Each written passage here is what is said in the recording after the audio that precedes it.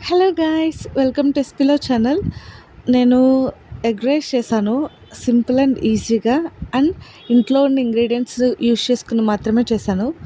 ఒకసారి చూసి మీకు నచ్చితే కనుక ఒకసారి ట్రై చేయండి. ఈరోజు నేను మీతో ఒక విషయం షేర్ చేసుకోవాలనుకుంటున్నాను. నాకు తెలిసిన ఒక అమ్మాయి ఉంది. ఆ అమ్మాయికి మ్యారేజ్ అయ్యి 3 ఇయర్స్ అవుతుంది. అయితే వాళ్ళకి ఇంకా పిల్లలు లేరు.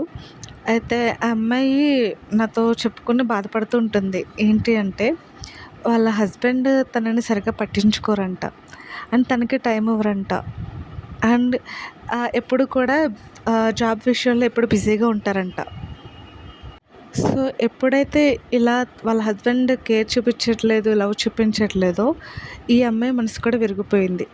సో, ఏంటంటే ఈ అమ్మాయి కూడా వాళ్ళ హస్బెండ్ మీద ప్రేమ గానీ, ఇష్టం గానీ లేకుండా పోయిందనమాట.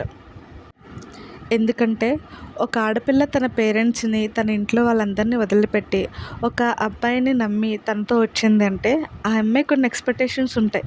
ఆ ఎక్స్‌పెక్టేషన్స్‌లో కొన్ని మిస్ చేసినా లేదా తన ఎక్స్‌పెక్టేషన్స్‌కి రీచ్ అవ్వకపోయినా అమ్మాయి చాలా ఫీల్ అవుతుంది. సో, ఈ అమ్మాయి కూడా అదే విధంగా చాలా ఫీల్ అవుతూ ఉండేది.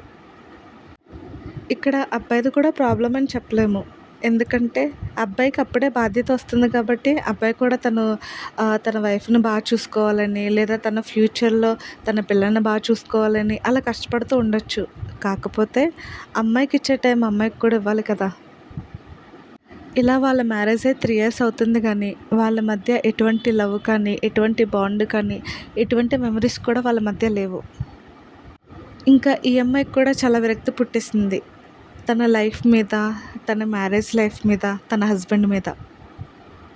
తను ఇప్పుడు ఒకవేళ ఇష్టంగా ఉన్నా సరే, లవ్ చూపించినా సరే ఈ అమ్మాయి యాక్సెప్ట్ చేయలేకపోతుంది. ఎందుకంటే తను ఫేస్ చేసిన దాన్ని బట్టి తను అలా బిహేవ్ చేస్తుందనమాట. సో, యాజ్ ఎ ఫ్రెండ్‌గా నేను ఒక సజెషన్ ఇచ్చాను.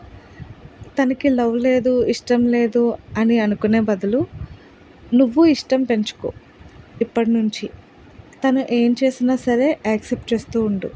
నువ్వు ఇష్టం పెంచుకో. ఎందుకంటే పెళ్ళనేది ఇప్పటితో అయిపోయేది కాదు. మన జీవితాంతం ఒకరికొకరు తోడుగా ఉండాలి.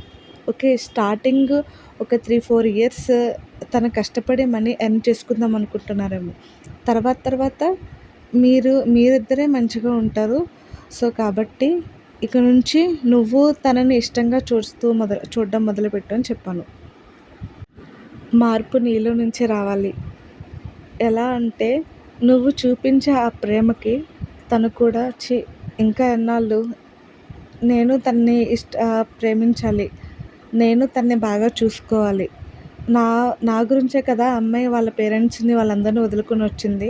సో, నేను ఆ అమ్మాయిని చాలా ప్రేమగా చూసుకోవాలని తను మారాలి. అమ్మాయిని అడ్జస్ట్ అవ్వమని చెప్పట్లేదు.